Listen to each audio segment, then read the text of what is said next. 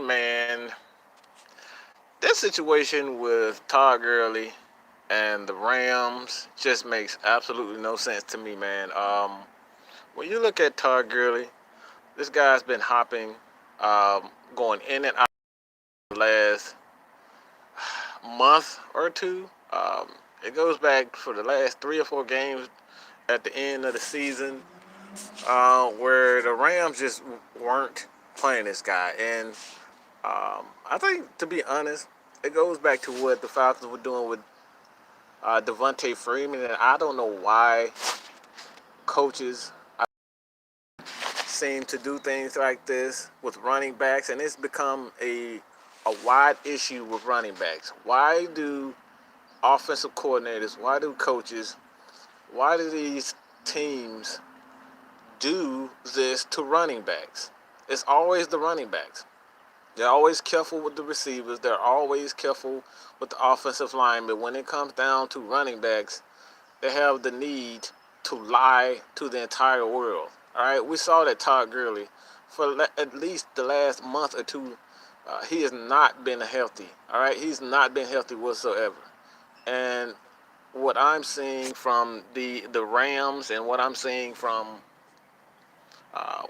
Todd Gurley, this guy gets on national TV, tells the entire world that he had an MRI and everything is fine and nothing is wrong with him, and he was ready to go. Yet he gets in the Super Bowl, one of the biggest games of his career, and everything is fine. All right, he's not playing the snaps. He's losing snaps to C.J. Anderson. Nothing against C.J. Anderson, but Todd Gurley is the best running back on the planet right now. Okay, when you look at his explosiveness, his ability to catch the ball, the guy's a touchdown machine. And you see this dude, all right, you see this guy on the sideline looking sad as all day, okay? Looking sad as a mug. And he's getting no reps. He's not getting any playing time. And like I said, he's losing time and losing reps to C.J. Anderson. When you have a quarterback in Jared Goff who's still young, and this guy can't get on the field, this offense, they lost Cooper Kupp, a terrific receiver, and you have Todd Gurley, who's supposed to be injured, and he's not getting any reps. Yet you have Todd Gurley and you have Sean McVay, these guys repeatedly saying over and over again that Todd Gurley is fine. And maybe this is something that they're doing for, to try to protect their reputation, or trying to prevent from being suspended, because the NFL, have to be transparent with injuries. You can't tell lies. You can't play guys that are, that are injured, that are playing with, maybe a torn ACL, or they're playing with, a concussion or whatever it may be. Maybe this is an issue that they're doing. They're trying to protect Todd Gurley for a greater issue, a much worse issue than what it's led to be. And from what I'm saying, man, I don't know what to expect. I don't know what is the issue with Todd Gurley, but I know from being a Georgia Dogs fan, I've been through, all right? I've seen Todd Gurley at his worst, and I've seen him at his best. And Todd Gurley right now is not healthy. And maybe this is something Todd Gurley is doing to help, kind of keep, to help the franchise, to keep something away. Something isn't right. I don't know what it is, but something just isn't right with this situation, man. Todd Gurley is playing injured, and the Dogs are just not, okay? They are not whatsoever telling the truth about something. And like I said before, man, this was one of the worst offensive performances I've ever seen in a Super Bowl team. This team went from scoring 30 points a game to scoring 3 points in a Super Bowl. This guy, Sean McVay, was supposed to be a guru and he could only muster up 3 points. These guys had at one time 4, 5, 3 and outs. Punt, punt, punt. Okay? Turnover, punt. They couldn't get anything going. And I know that everyone is, really burying Jared Goff for his play. And let's be honest, this guy still is third or fourth year in the league. I'm not gonna put it all on him. And I said this last night. Guys were looking at Jared Goff to be a hero, try to be something that he's not. And this guy was never a Matt Ryan. This guy was never he was never even a Carson Wentz. This guy's just not that type of quarterback. So when you look at Jared Goff, the moment was too big for him. And having a guy like Cooper Kupp, having a guy like Todd Gurley out, that didn't do him any justice. Okay, it didn't do him any justice, and the way that the game plan was constructed was absolutely horrible. You ran the same exact plays over and over and over again, like Bill Belichick, one of the greatest coaches of all time. He is one of the greatest coaches of all time, and he's not going to be fooled by the same exact plays over and over again. And we can come, we can be honest about what Bill Belichick is. We can be honest with Bill Belichick is, and he is a guru, and he will not be fooled by the same 3 or 4 plays last night. Okay, he will not be fooled by the same exact plays over and over again. And for a guy like Wade Phillips, who I thought had an excellent game plan, he had that defense ready to play, man. Okay, Wade Phillips had that defense ready to play, even with a lackluster secondary. Talib didn't look like himself.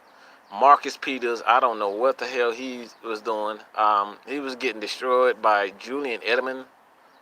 Julian Edelman, dude. Okay? Edelman is a slot receiver. And this guy looked like he was Julio Jones, okay? Well, maybe that's a stretch. But the guy looked like a damn Pro Bowler, okay? And Julian Edelman, he's a pretty good receiver. But I wouldn't say this guy a Hall of Famer. Whoever, I saw that on Twitter a couple of days earlier. And saying this guy was a Hall of Famer. Just stop. He's one of those players who just shows up at the right moment, and maybe he is a Patriots Hall of Famer, but to say he's a Hall of Famer, just stop. It gets to a point where these Patriots praise for the most simple things. And let's not make no mistake about it. All right, Tom Brady is one of the greatest coaches of all time, quarterbacks of all time. But when you look at that game plan and you look at the way Tom Brady played, Tom Brady did not play well at all, okay? This is probably one of the worst games he's had in playoff history, okay? Despite the yards, and most of that came from Julian Edelman, I don't know why these guys had no answer. They did not double him. They didn't bracket Julian Edelman. It just seems like they were just going to live and die by letting Julian Edelman run the ball to pretty much do his thing. And for the most part, I'm not going to say that the defense, dropped the ball, because when you hold a team, any team, to 13 points in a football game, you should be able to score at least 2 touchdowns. And this is where I say Sean McVay absolutely did not do any favors to his teams by letting, okay? This dude did not put up a good fight. He did not call a good game. His play calling was horrendous. Lunatic Falcon was good. Hit that like button, man. Hit that like button real fast. If you haven't hit that subscribe button, hit that subscribe button. And let me know what's up, man. Say what's up in the chat, man. I only got one person talking, man. It's 5 of y'all on the live. Say what's up or something, man. Let me know if you motherfuckers are alive, okay? Are you alive? Or just 7 robots? But let me know what you guys thought about Sean McVay. And I made a video earlier explaining what I thought was the kicker in the Super Bowl. What were you guys most frustrated with seeing this game? Was this the worst Super Bowl that you've seen in a while, man? The Pats took a page out of the Atlanta Falcons playbook from last year's playoffs. I get it. I understand that. I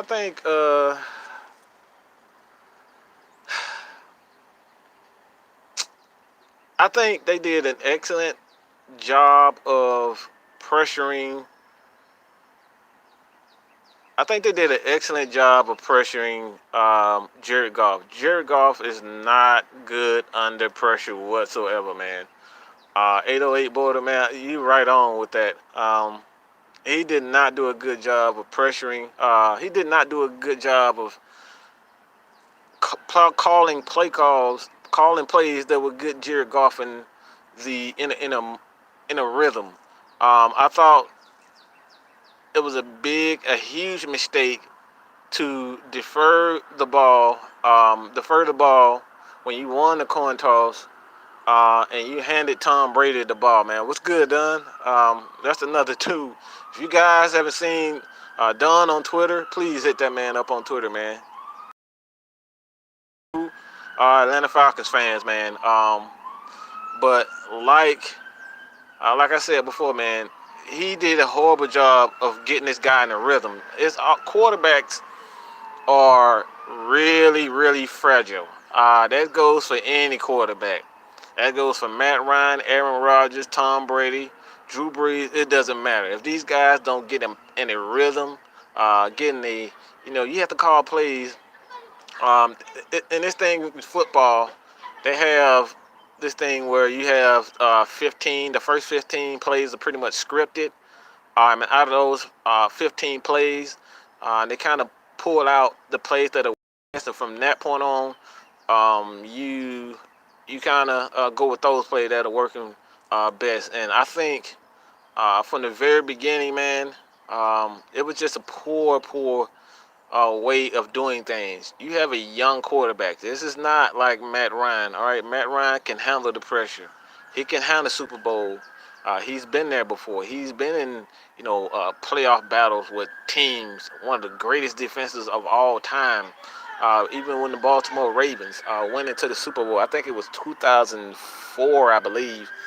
No, it might have been a little bit earlier than that, but the Falcons, they played. No, it was a Super Bowl year, 2012, when they played the Patriots, or when they played the 49ers and the Baltimore Ravens. Those teams was actually one of the best defenses of all time. Not all time, but they was a pretty good defense. And Matt Ryan, he handled both of those teams well. You go back to Seattle, Matt Ryan has played well against great defenses. So when you look at it, man, Matt Ryan, you can afford to defer the ball when you have a guy like Matt Ryan who pretty much knows how to get himself in the rhythm. And when you have a young quarterback like Jared Goff, that's a pretty poor way of getting your quarterback into a rhythm. That's a poor way of executing, especially when you have a running back that that isn't 100% healthy. Okay, we all know. We know the eye test. We've seen Todd Gurley play, and that guy was absolutely not healthy. He wasn't healthy whatsoever. Let's make no mistake about that, man. That dude was not healthy. All right, no matter how much Todd Gurley said he was healthy, this guy was not healthy. All right, they can sit up and lie to the entire world, and they can say that till the wheels fall off. Todd Gurley was not healthy, and for you to not have your quarterback ready to go, it's just absolutely terrible coaching. And the game plan from the very beginning for the Rams was just horrible. To see these guys not, I mean, it was a long developing passing plays against a team like Bill Belichick, who has a tendency when things get rough, these guys are going to send more players than you can block. This is what they do. This is no secret. This has been the recipe for success for a long time. You go back and you look at the Super Bowl with the Falcons. You look at the Super Bowl with the Seattle Seahawks. These guys, Bill Belichick, he does not sit back and wait for things to develop. All right, he's going to go after you. And for you to not have a game plan for your quarterback, your 3-year quarterback, third-year quarterback, did not have a game plan for him to get him in the rhythm, he totally failed that team, man. You got to build that dude's confidence, man. Lunatic Falcon, I think it may be some tension between Todd Gurley and Sean McVay. Man, look, I'm not going to disagree with that because something just isn't right.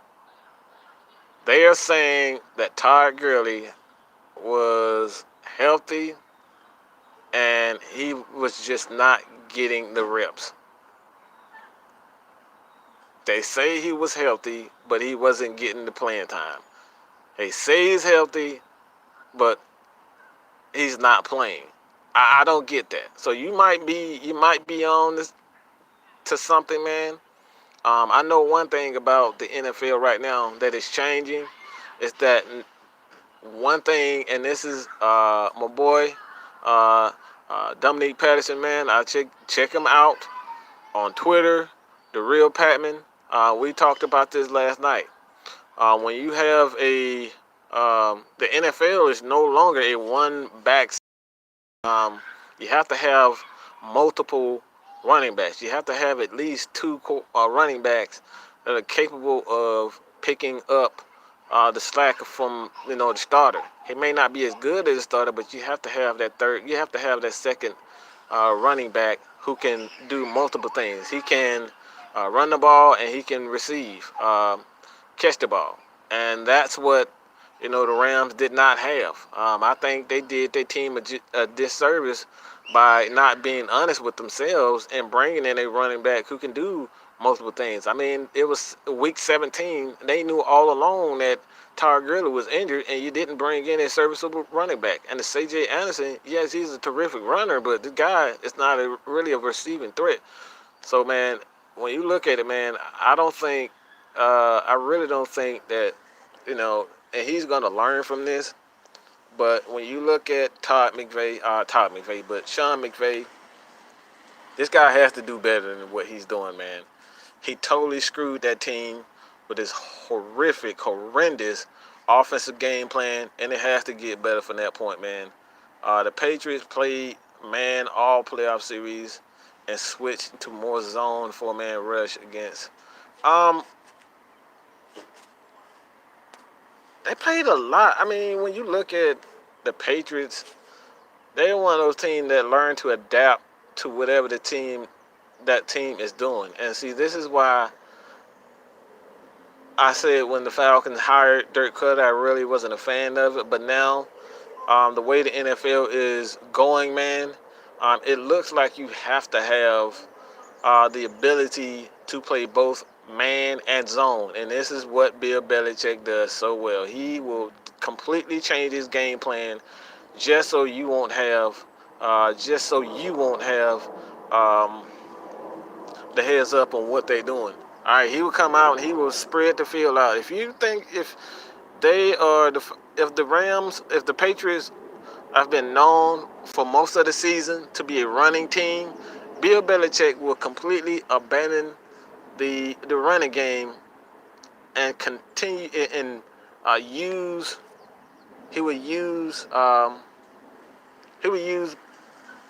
Tom Brady and those 5 wide receivers just to make sure that you won't be with his game plan, man. He'll totally switch things up, and it's something that with the Falcons with Steve Sarkisian, and even Sean McVay. These guys stuck with the same game plan over and over again. It got to a point where during the game where I was looking at the play calling, it was the same exact. It looks like a page out of the Falcons book. It really did look like a page out of the Falcons book where you had Sean McVay calling the same stretch play. Even when Todd Gurley was not in the game, he was running the exact same plays, man. Running the exact same plays. So when you look at it, man, not help these guys. And at this point, man, I'm going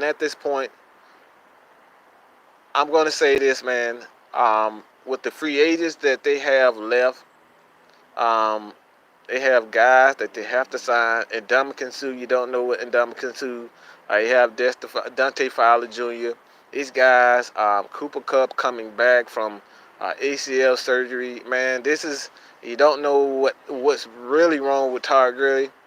I don't know what Jared Goff is going to be. I don't know if he's the real deal, if he's a legit quarterback. I don't know anything. Even at Marcus Peters and Aqib Talib, you don't know what these guys are going to be. So when you look at the Rams, man, these guys have a lot of problems, man. They have a lot of freaking problems, man. And Dunn, that's a good point. That's a good point, man. McVay just wasn't aggressive. He played scared. He coached scared. I don't understand why teams get to the Super Bowl and they have totally abandoned their game plan and they lose common sense. Like, no one has common sense when they're playing against Tom Brady. It's really like watching the Chargers game earlier this year. A couple of months ago. Last month when they was playing the Chargers, they sat in zone. They sat in zone the whole freaking game. Like, you're going to get Tom Brady 5 seconds to throw the 5-yard route, all right? That's what Tom Brady loves to do. He loves to dink and dunk. And for you guys to sit back and not do anything, man, they didn't do anything. They didn't do anything to mix up Tom Brady's coverage, man. So when you look at it, man, what kills teams against Tom Brady and the Patriots, these guys do not, all right, these guys always get out coached, all right? That's the secret to their success. Coaching, coaching, coaching. They have the best coach, and it's not even close. Bill Belichick is the best coach, man. And like I said before, you have to come ready when you playing the Patriots, man. And this is what did not happen. It did not happen with the Patriots, man. They got to do better than what they done.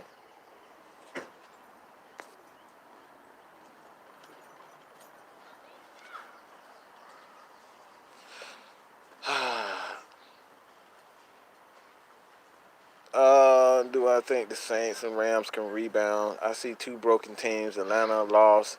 They handled it great. Rams and Saints seems like they are going to drop off.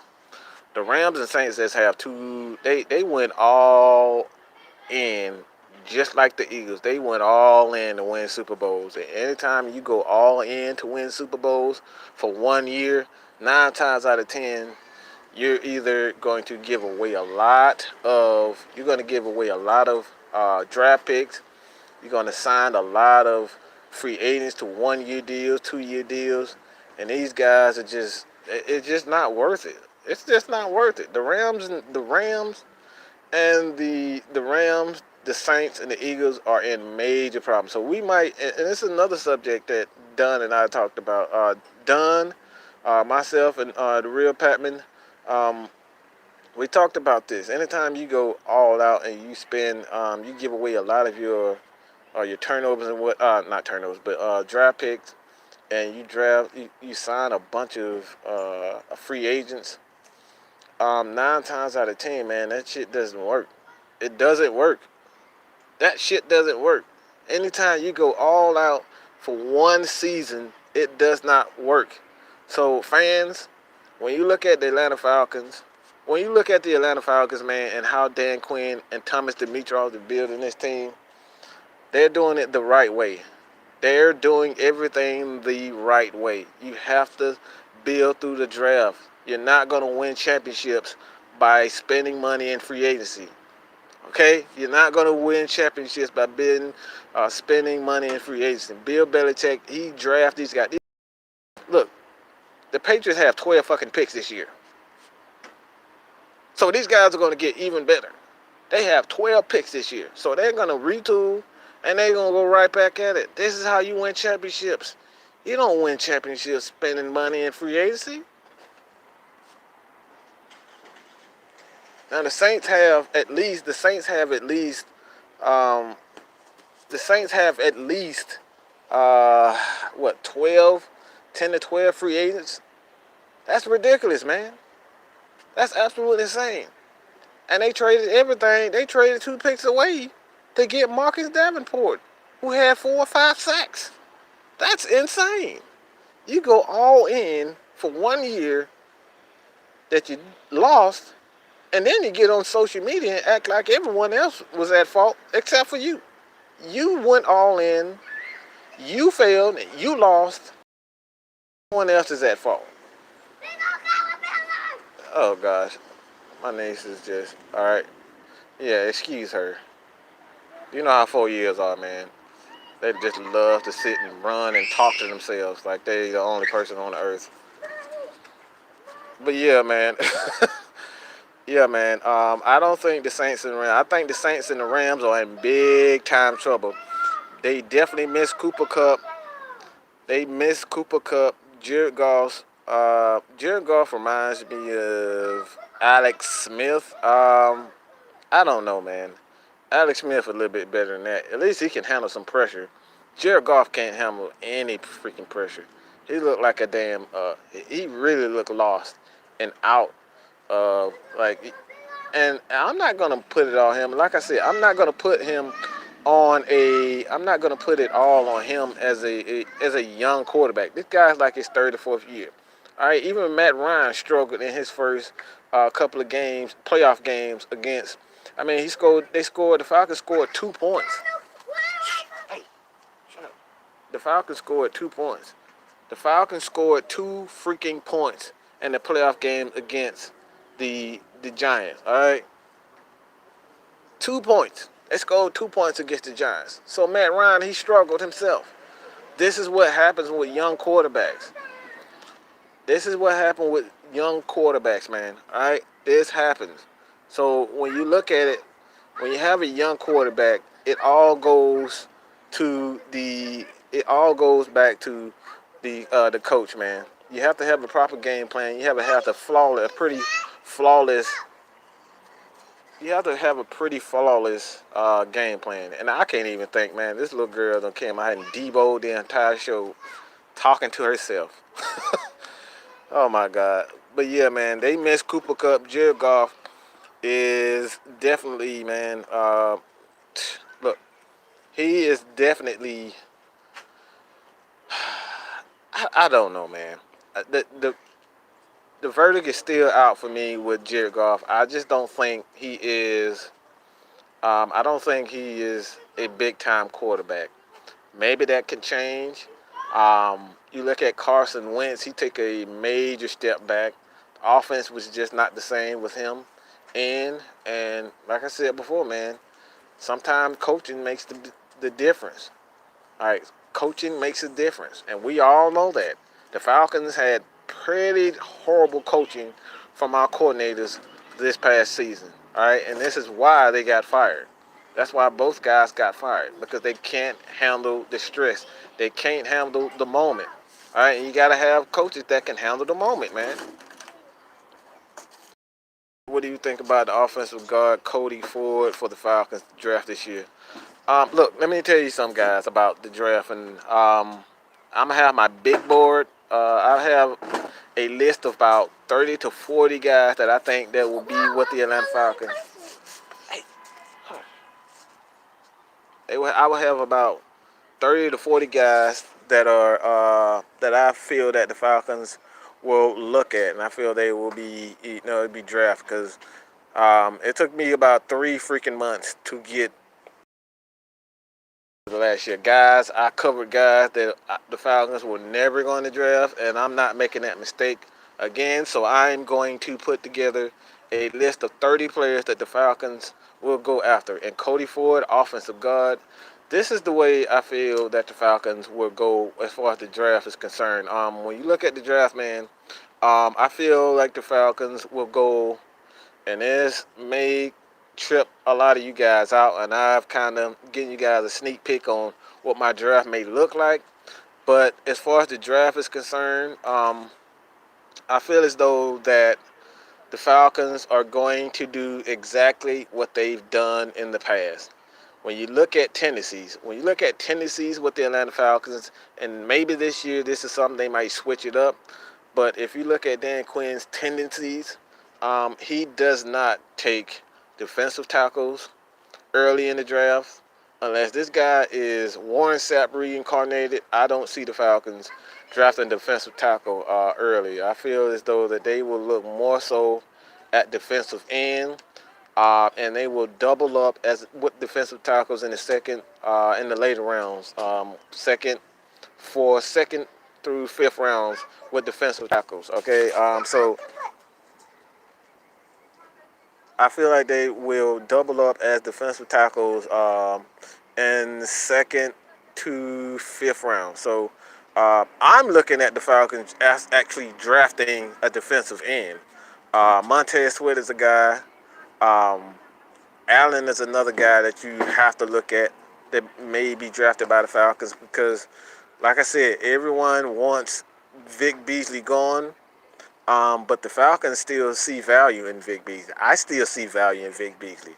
The Falcons' defensive line, whether we like it or not, that defensive line is incomplete. Yes, we have Grady Jarrett. Yes, we have Vic Beasley. Yes, we have Takk McKinley. But outside of that, that's about it. That's about it. You can't get it done with three guys that are doing their job. Everyone else, Jack Crawford, he played well. But the Falcons' defensive line, these guys, that defensive line is incomplete. So what I'm thinking that the Falcons will do is sign the free agents, the defensive tackle free agents. They may sign a linebacker like a Thomas Davis, a veteran linebacker to come in and help these young guys, learn how to play the linebacker position. And this is another subject that we talk about. It's that the misconception with the Falcons' defensive line is that they were one of the main reason why the Falcons' run defense was so poor. When I go back and look at film with the Atlanta Falcons and how they did not stop the run, these guys did a poor job of gap integrity. The linebackers, Duke Riley, Foye Oluokun, and even Devondre Campbell, all right? These guys had a horrible time of shooting their gaps. This is a gap scheme. Everyone has ability for that gap. Everyone has a gap. And when you don't fill those gaps and take the proper angles, the run defense is going to suffer. And yes, we need a guy that can hold the point, a bigger defensive tackle who can hold the point. But these linebackers have to play much better. The run defense was much better when Deion Jones came back. And when Keanu O'Neal, Ricardo Allen, those guys who know their assignments, they know what they're supposed to do, they know their gaps, and they're not going to deviate from that. You can expect these guys to be where they're supposed to be, and that's in their gap. All right, so when you look at that, man, when you look at the Falcons' run defense, man, it has a lot to do with gap integrity as well as defensive line rotation. All right, we damn sure need more depth, but those linebackers did not do their job as far as gap integrity is concerned, man. So, I feel as though that they, if they want to trade up, they have the pieces to trade up for a guy. And if they really want a guy like Christian Wilkins, I think they will go after Christian Wilkins. But when it all comes down to it, man, I feel as though that the Falcons will kind of have one of those picks where we look at them and say, okay, I thought you guys were going to draft a defensive tackle with the first pick. And if the Falcons don't move up to get their guy, their defensive tackle that they feel is a star. Maybe it's Quentin Williams, maybe it isn't. Maybe it's Christian Wilkins, maybe it isn't. But if they don't get their defensive tackle they feel is a star alongside Grady Jarrett, they will draft a defensive end. And Montez Sweat may be the guy that the Falcons may go after. And they may bring in to have that three defensive end rotation that they so desperately need. Like when you look at the Falcons, defensive end rotation, outside of Takk McKinley and Vic Beasley, there was no one else that provided any help.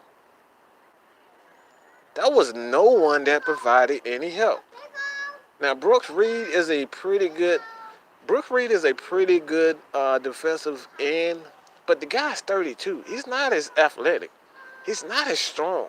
He's getting older. So the Falcons end, they need help. Vic Beasley needs help. Takk McKinley needs help.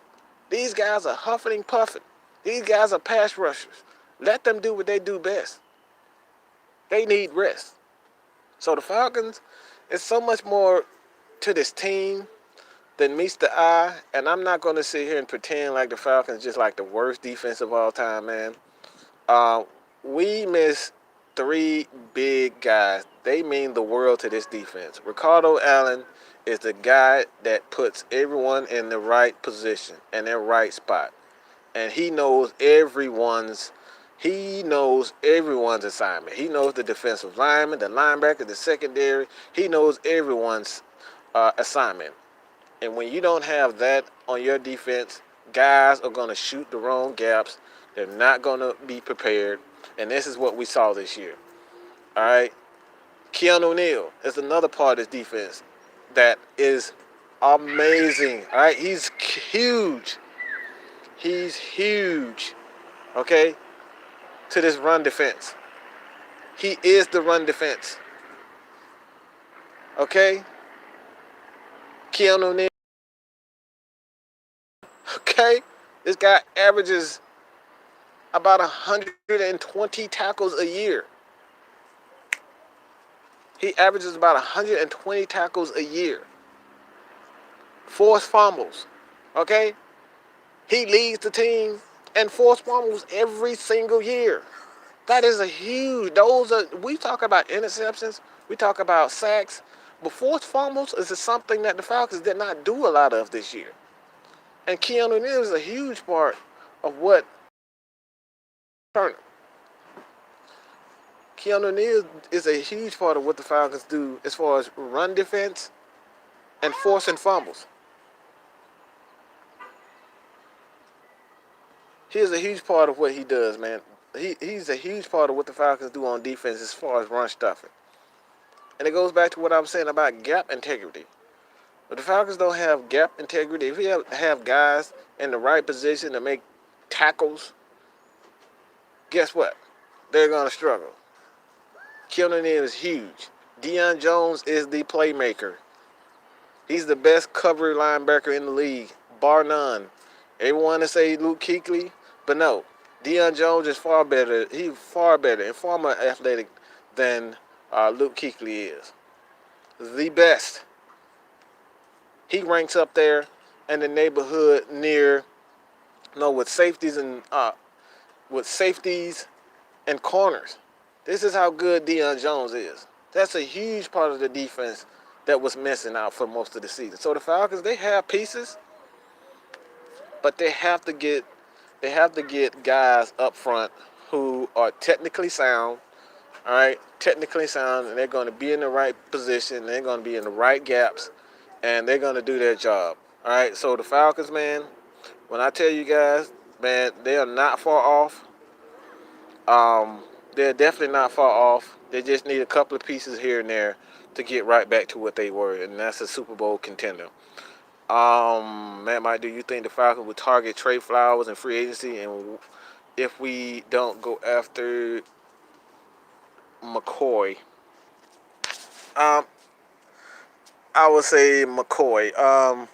As far as Gerald McCoy is concerned, I'm not one that's really big on bringing a guy that's 30 years old. I don't want to pay Like, I really don't want to pay a guy that's 30 years old. That's just my philosophy.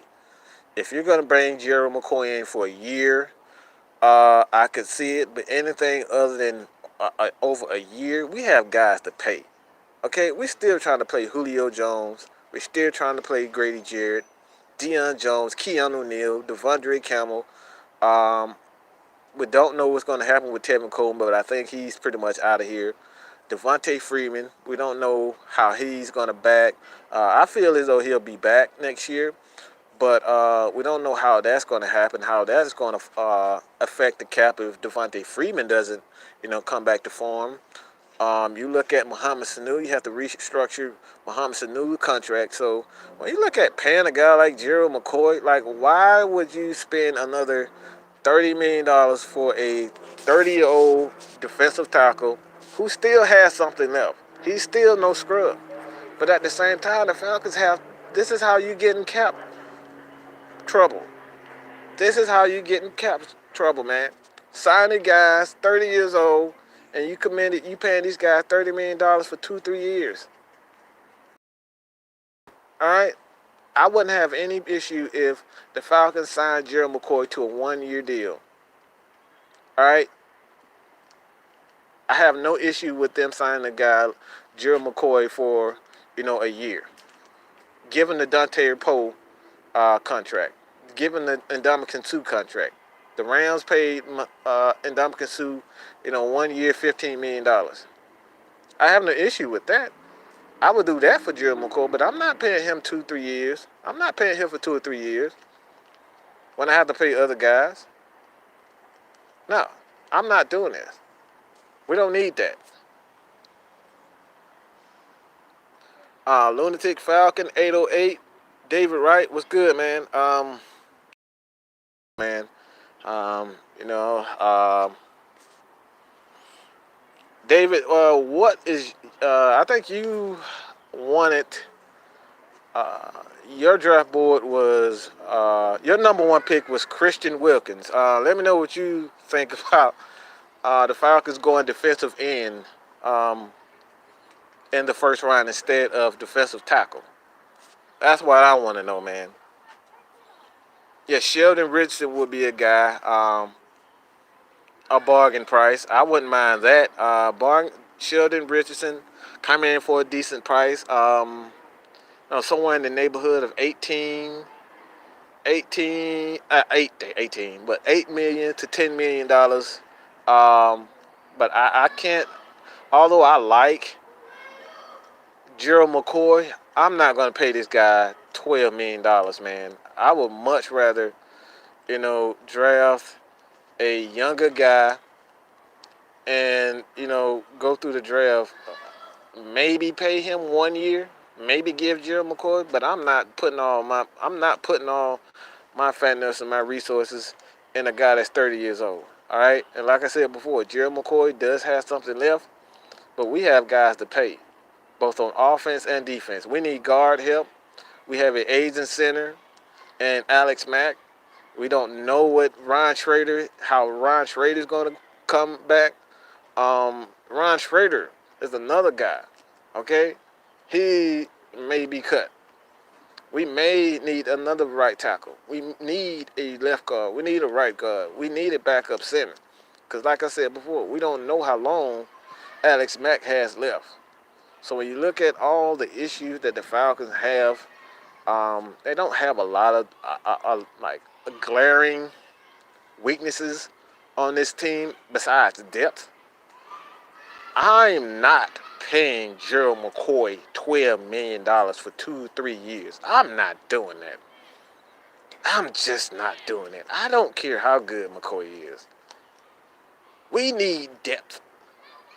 We need to find younger players that we can keep for at least 3 to 4 more years. That's what we need. We can't continue to spend all this money in free agency and let guys go, let players go. What if the Falcons sign Gerald McCoy to a 3-year deal and, You can't turn around and you can't play Julio. You can't play Devonta Freeman. You can't play Tevin Coleman. You can't play Austin Hooper. You can't play Keanu Neal. What happens when one or two of those guys leave because we offered Gerald McCoy 3-year deal for like $30, $40 million? I'm just not big on that. I am not big on that, man. I really am not big on bringing a guy like Gerald McCoy. But I do like Trey Flowers. That's a guy that, if you look at it, he could fit our scheme depending on how the Falcons are doing the draft. I like Trey Flowers with the Falcons, man. I think he'll be a pretty good addition to what we like to do and what we want to do. That will allow us to try to keep Vic Beasley. And it give us a solid defensive end rotation, so I like it.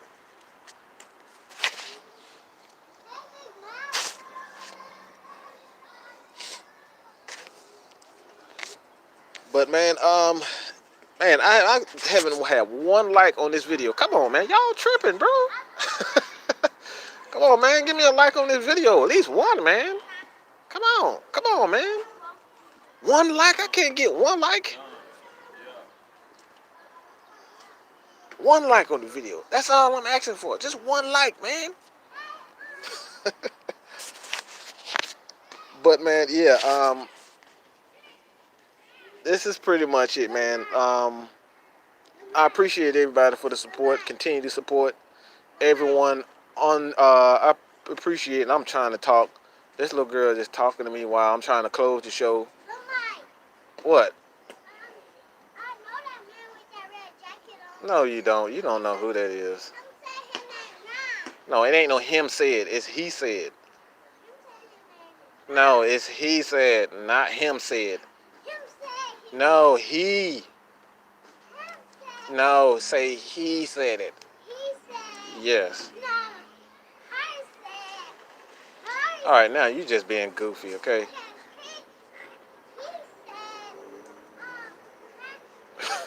Oh my gosh.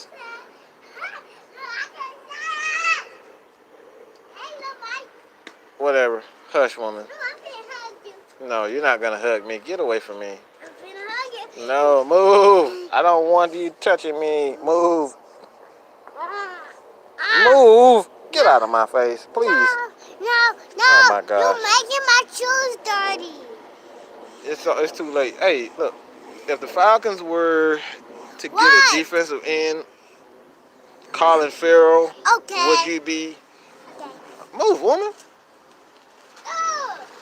If the Falcons were to get a defensive end, Colin Farrell instead, that would work. But there will be some very talented defensive end later in the draft, and that's why I'm kind of if 2 or 3 defensive ends go early in the draft or later, it depends on early in the draft. If a guy like Montez Sweat, Allen, those guys go early, maybe even the Colin Farrell, we never know, man. Colin Farrell, but Cleveland Farrell, if he goes, look, man, that would possibly lead the Falcons to possibly looking to draft down more picks. So, man, it really depends on what's the market on players and how teams attack free agency. Who are the guys are going to be, who will be cut, who are the guys that teams won't resign. It really depends on how free agency unfolds. So when you look at the Falcons, man, and how teams are going to, I'm hearing a lot of things about even the Packers releasing Clay Matthews. So Clay Matthews may be a guy that that the Falcons could look at. So there's so many ways that the Falcons could, do things as far as free agency and how free agency is going to affect the draft, man. We just have no idea how things are going now, man. It's just so many ways the Falcons are sitting in a prime position. All right, they're sitting at 14, pretty much in the middle of the draft, and they can just sit back and just look at everybody and and pick and choose. They can either trade up and they can either trade down. This is something that Thomas Dimitrov said. They're in a prime position to make moves to better this team. They could trade up or they can trade back and get even more picks and add more depth to this. This is a perfect opportunity and scenario for the Falcons. David, man, everybody, all you Atlanta Falcons fans, David, Sports Live in the ATL, man, go check his check his channel out. He's a pretty good dude, man. He's a lot like me, man. He's very passionate, and he believes what he believes. And look, I'm telling you, if you like honesty, if you like takes that go against the grain, that is not, quote unquote ESPN-ish, Skip Bayless, these guys that's gonna sit down and slurp Tom Brady and slurp LeBron James. Go check out his channel, man. This dude right here, when I tell you, he's real honest with his opinion, and he believes every damn thing he says. And I can respect the hell out of that, because one thing your boy Matt Mike don't do is, go along with the crowd, man. I'm going to stick to what I know and what I believe in my heart. And David, all right, check out his channel, man. This dude is so not, okay? David, he is so not ESPN, man.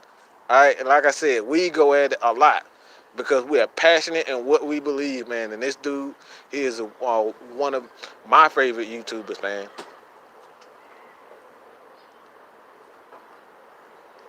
And David, that was a suck-ass Super Bowl. I was so fucking bored. This is the first time in years. I can sit down, maybe in the last 10 years, this is the first time I've actually been bored during the Super Bowl. Like, this shit was that bad. It was pretty freaking bad. I expected more from the Rams and the Patriots. And the Patriots, they won the Super Bowl, but Tom Brady didn't play well. Tom Brady didn't look good. Tom Brady looked he looked pretty old, if you ask me. He looked old. He looked shook. So we sitting up here saying this guy the greatest of all time. This guy put up 13 points. They put up 13 points. That Rams defense played damn good.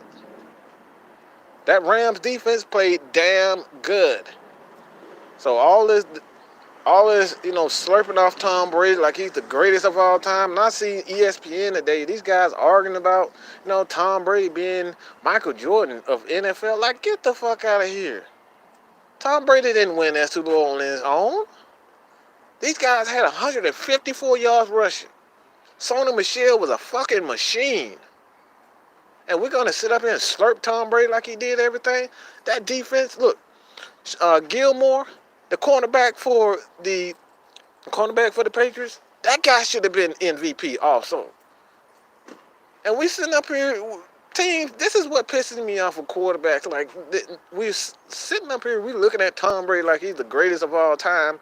He's one of the luckiest quarterbacks in the history of the game. I've broken down every Tom Brady Super Bowl, and at least 70% of his wins came because of the defense. That Bill Belichick defense made the right moment. How many times have we seen out of Vinatieri?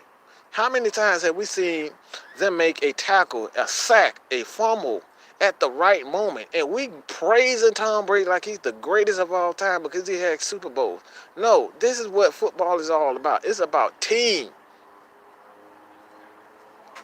It's about team and making plays at the right moment, bro. And we're slurping Tom Brady like he's the greatest of all time. Look, without any doubt, okay? Without a doubt, Tom Brady is one of the greatest quarterbacks of all time. All right? Without a doubt, he is one of the greatest quarterback of this generation. And I always take the Michael Jordan approach when I talk about GOATs. When you talk about the greatest of all time, I can't sit up here and say that Tom Brady would have been as good of a quarterback in the 80s, the 90s, the 70s, or even the 60s. I can't sit back and say that because he didn't play against those guys. Those were different sets of rules. I mean, you could chop block guys back in the 60s, 70s, and 80s. You could do stuff like that. You could actually press guys. You could actually hit guys head to head in those years, in those days. You can't do that now.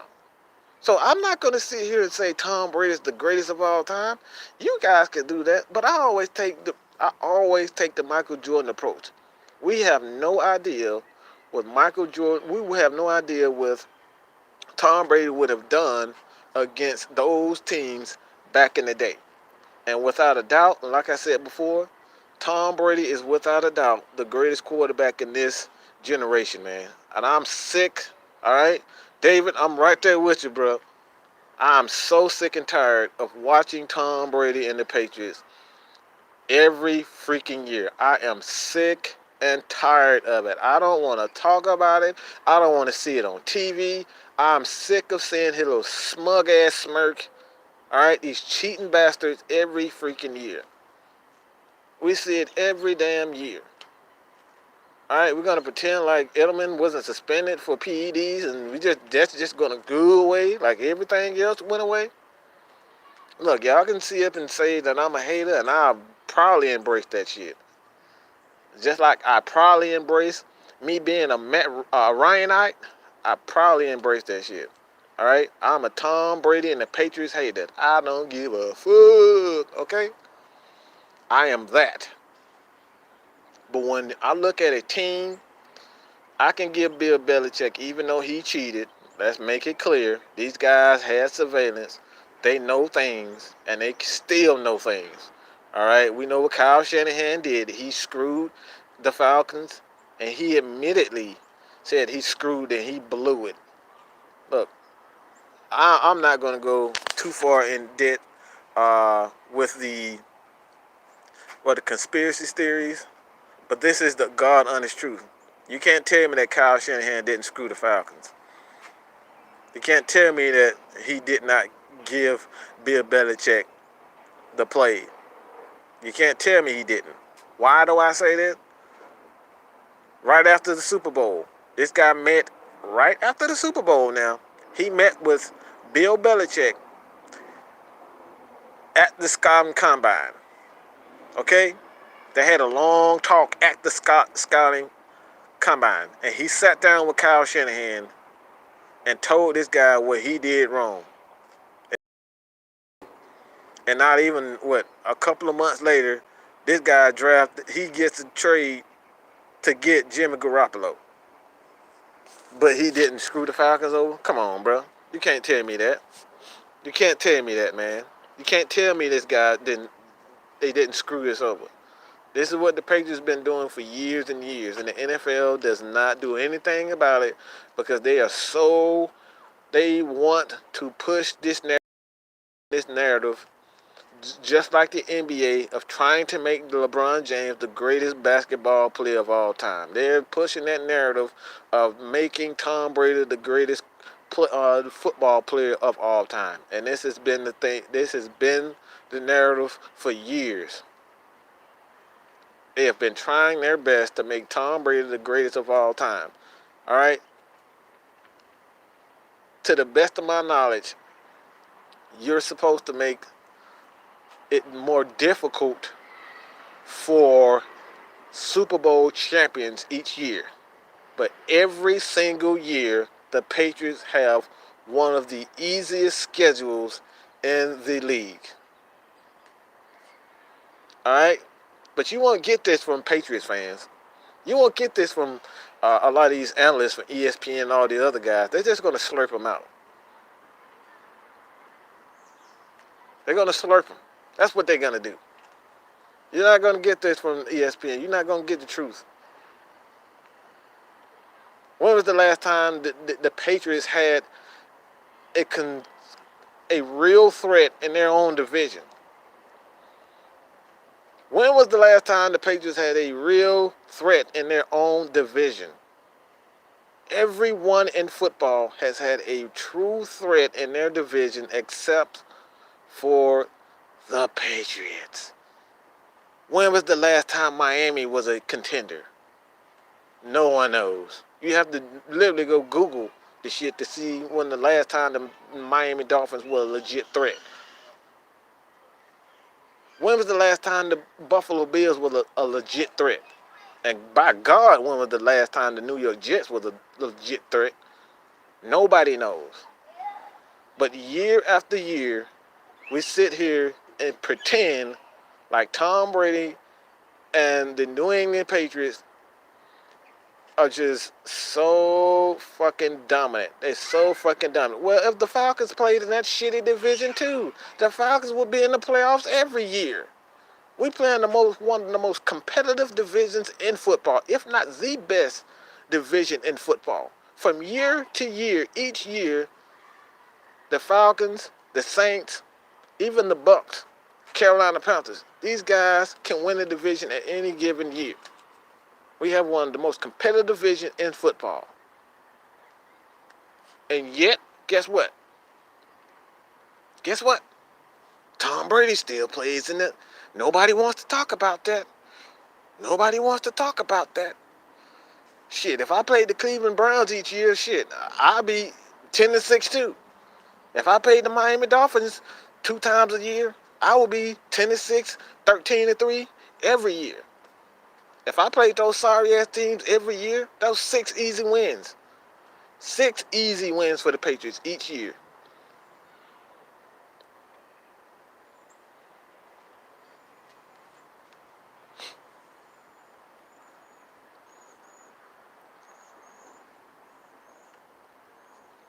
I mean, even the question about question Mike, what the fuck is wrong with the lack of depth we had? I thought we were prepared for injuries. Um, Man, you got a point there, David. Man, the lack of depth. The Falcons. The one thing about I think what set them behind was Thomas Dimitroff. He had to take care of the offense. Um, I think they was extremely unprepared for Devonta Freeman.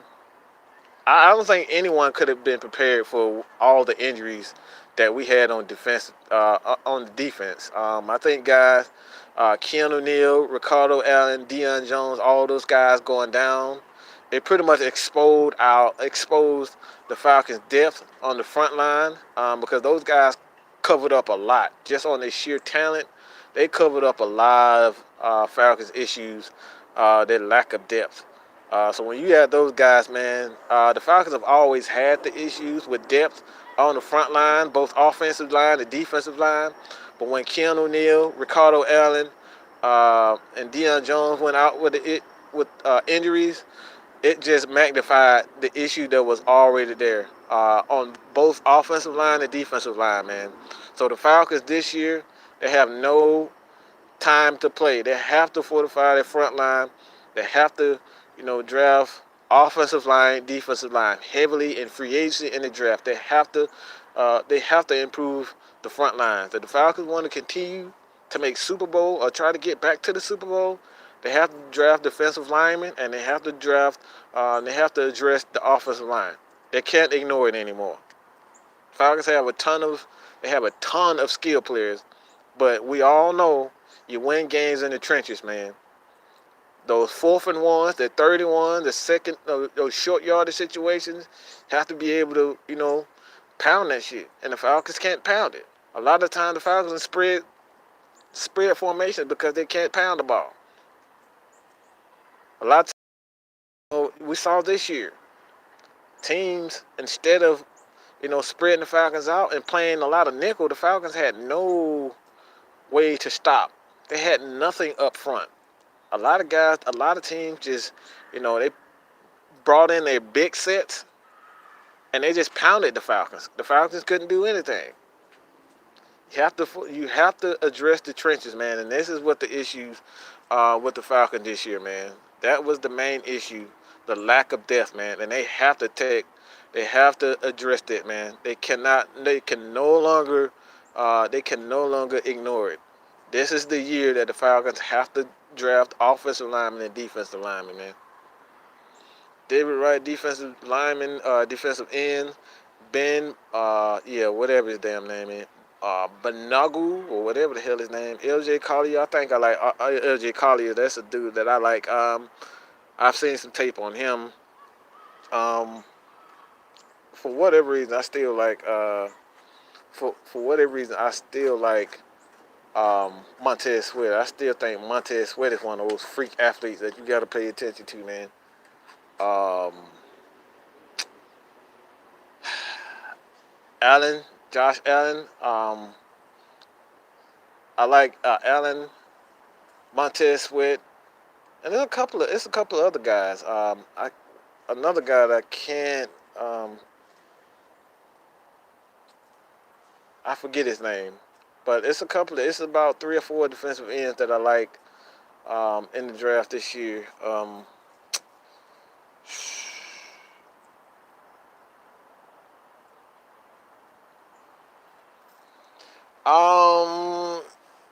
I don't think the Falcons will get rid of Vic Beasley, but I wouldn't doubt. Vic Beasley is a product of the issues that they've had for a while, and that's lack of depth. Anytime, like the thing with Vic Beasley, what a lot of people have to understand that Vic Beasley was never a complete defensive end coming into the league. So why do we expect him to be a defensive end or a pass rusher when he was never a complete defensive end in the beginning? He was a flawed defensive end coming into the league. The Falcons drafted him because he had extraordinary speed, agility. He was just a freak athlete. That's why they drafted him. It wasn't because he was a complete defensive end. Anytime you have a player that is flawed, but he's talented, you're drafting the guy based on his talent, not necessarily what he, what he is, what he, what they think. Falcons drafted him just based on his athletic. A lot of guys that has that first step that Vic Beasley has, and you can't duplicate that. You can't replicate that. Those are just freakish athletes. And the Falcons have to put him in a situation where he has to be successful. And let's be honest, the Falcons have not done that. They don't know what to do with Vic Beasley. And that's not true. That's not all on Vic Beasley. Now, Vic Beasley has to do a better job. He has to do a better job at developing a secondary move. Because that speed rush is not going to cut it on his own. He can't just sit back and think he's going to run past every damn body. You got to learn how to use the club, and you have to learn how to use it, a spin move, dip under the offensive lineman. Vic Beasley, he just doesn't do that. He has to do a better job of, going off in the offseason, working with a guy like Chuck Smith and getting better. That's something Vic Beasley has to do on his own. If he wants to be a Von Miller, Khalil Mack, he has to develop a second move. All right? But when you look at the Falcons, man, they've done a poor job of maximizing Vic Beasley's his talent. They're not putting him in a position where he can succeed, man.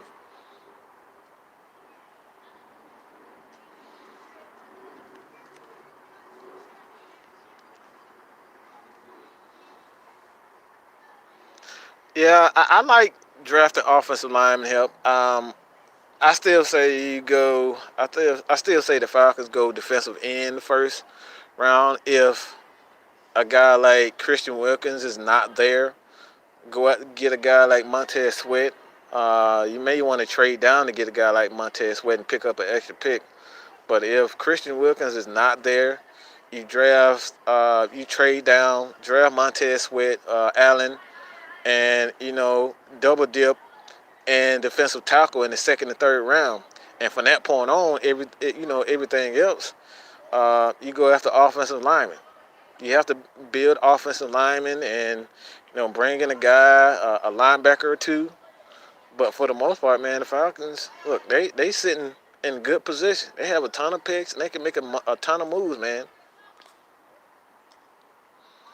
Jalen Ferguson is a guy too I like. Jalen Ferguson is a guy that I like, and I think Lieutenant Dan for Unintentional Ground, they did a video on that. We definitely have some things going. We kind of put together a big board of players that we want. We think and we feel that we'll be with the Atlanta Falcons. We will debut that At some point, we'll do a collaborative effort and put together a board that I have pretty much put together to see, who will become the next Atlanta Falcons. The guys who are most likely will be the Atlanta Falcons. So we stay tuned for that, man. Just stay tuned. Uh, I will either post that in the community tab or I make a video, and Dan he would do the same. You can follow us on Twitter. The Real Patman, he's on Twitter. Lieutenant Dan, Unintentional Grounding. Myself, Mad Mike Sports on Twitter. It's a ton of guys, man. It's like we have a whole staff of guys, man. So we really, all right, these guys, Unintentional Grounding, Mad Mike Sports. We have our own individual things, but we are going to provide Atlanta Falcons fans with the truth. All right, none of these bullshit headlines trying to piss players off, like the Falcoholic. All right, like 92.9 the game. Like, these guys like to just pull up these write these articles to have the fan base fighting amongst each other. We need to trade Julio. You know, talking about Matt Ryan needs to be traded. He's overrated. He's not elite, and talking about tack. And I mean, this is the shit that we have to deal with in Atlanta Falcons. We have to provide something positive for our fan base, man. Like, I'm a fucking fan. I don't want to hear negative shit about our team. We know how bad we've been. We don't need to hear that shit over and over again. We need people to write positive shit, to tell the people the truth about what Julio is, to tell the truth of what Matt Ryan is, to tell the truth of what Robert Alford is. If Robert Alford needs to go, he needs to go. We don't need to make up lies and say Robert Alford is better than Trufant. We don't need to make up lies and say Desmond Trufant sucks. We don't need to make up lies and say, Vic Beasley is just trash. No, Vic Beasley is not trash, but he's not great. This is the thing that we need in Atlanta. This is what we need. This is what I expect from our writers. We need the truth, man. We need the truth. And that's what myself, Lieutenant Dan, Dominique Patterson, the Don, like I said, man, he staff also. And like I said, man, we're going to provide you guys with nothing but the truth. All right? We're going to give it to you real and uncut. All right? We're not going to continue to hate on our players, all right, and try to run them out of town like these guys at, on the Falcoholic. I don't know if you guys caught that tweet, but they wrote an article about Brandon Fusco and how bad he was, and Brandon Fusco actually responded. And he was like, I guess I'm a piece of shit. And they want to apologize for it. This is the shit that we get from the journalist that loves our team. These people are supposed to be Atlanta Falcons writers. These people are supposed to be Atlanta Falcons fans. And they're writing negative shit.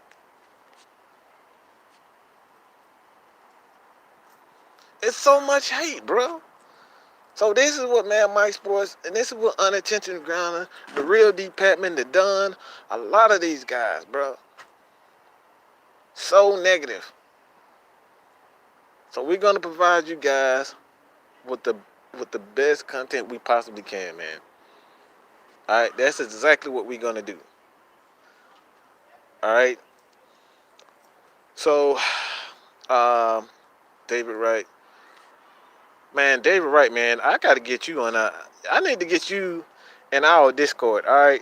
I have to get you in the Discord, man. Go. As a matter of fact, I will have in the comments of this section, David Wright, and anybody who want to be a part of the Discord, you can talk like literally, okay? You guys can come have a conversation with myself, Lieutenant Dan, the Real Deep Patman, the guy Rashad, the Dunn, all the guys. You can have conversations with us, all right? Real conversations with us. To see our voice, to hear our voice, to talk to us, all right? This is a fun environment for all of you guys, all right? We want to be a part of the fan base. We don't want to be like ESPN. We don't want to be like the Falcoholic, where you can't talk to these guys, all right? We want to talk to us. You want to talk to us? Come in the Discord and have a nice conversation with us, all right? So, Atlanta Falcons fans, man, like I said before, I will not continue to bash our players over and over again. All right. If a player has a bad game, I'm gonna call a spade a spade. But what you will not get from me is constantly making negative fucking content over and over again, talking trash about players. We get enough. These players know that they play bad. We don't need to get on Twitter and continue to, talk trash about them. These guys are human just like we are. These guys are human just like we are. They feelings hurt just like us. All right. They laugh, they cry, they hurt. All right. They gotta feed their families. All right. They're human too. We don't need to do that shit. So when you look at it, man, when you look at it, um, I was a huge fan of the Falcoholic, and I still am I still watch their content from here and there, but for the most part, man, I lost my love for them. It's big for the simple fact that I can't stand a lot of this negative reporting. Like these guys, like I said before, these guys are human. They make mistakes, and it's no need for us to pick on these guys. Like the NFL grind, all right, these guys have to live in the public eye. Everyone following them around, asking them for money. Everybody wants shit from them. All right, they got enough shit to deal with. And us as fans, we say we're a loyal fan base and we say we love these guys. All right, we don't need to pick on these guys. All right, so we need to make it, a fun environment for Atlanta Falcons fans. Shit, and you never know, man. Mad Mike Sports, unintentional grounding. In the future, we could be the sports leader. That's what I'm aiming for. The sports leader, where we can have, Jonathan Babineau, Jamal Anderson, a lot of these guys on our show. That's what we're aiming for. A positive play for Atlanta Falcons fans.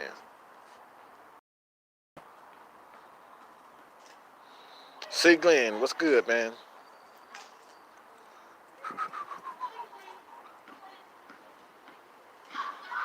And David, that's what I'm saying, man. That's what I'm saying. All right, no more of that negative crap. All right, no more of that negative stuff. That's not what I'm about, and that's not what I'm going to continue to do, man. If it ain't positive, it ain't. If it ain't positive, I don't want no part of it.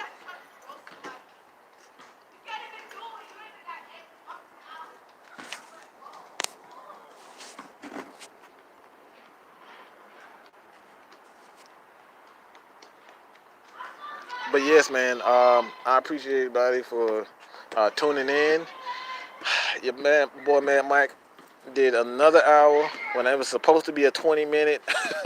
It was supposed to be a 20-minute live, and like I said before, I love doing the lives, man. I love interacting with you guys. Like I said before, if any one of you guys want to, be a part of the Discord, come chat with myself, the Real D Patman, Lieutenant Dan, and anyone else, man.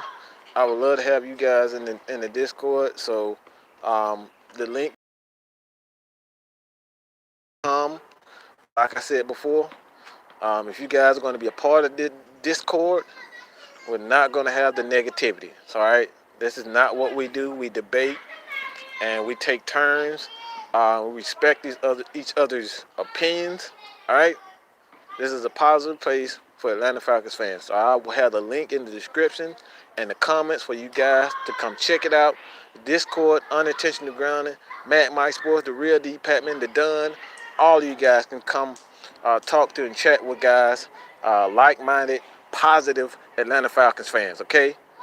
Your boy Mad Mike is out, man. I appreciate it.